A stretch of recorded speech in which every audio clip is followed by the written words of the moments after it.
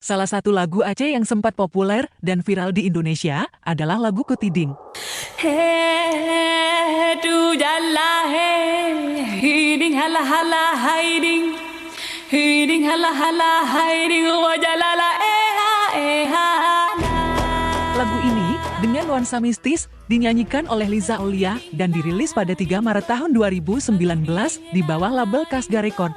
Liza Aulia membawakan lagu ini dengan penuh penjiwaan, sehingga kekuatan dari liriknya dapat dirasakan oleh mereka yang mendengarkannya.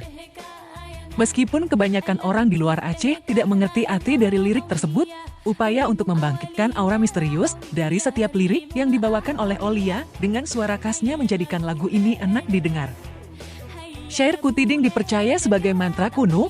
Lirik dari lagu Kutiding yang dibawakan oleh Liza Aulia bukanlah syair aslinya, beberapa bagian telah diganti atau berbeda dengan versi aslinya. Syair ini diyakini telah ada sejak masa pra-Islam di Aceh dan dianggap sebagai mantra hitam, mewakili kepercayaan lama sebelum agama-agama besar tiba di Aceh.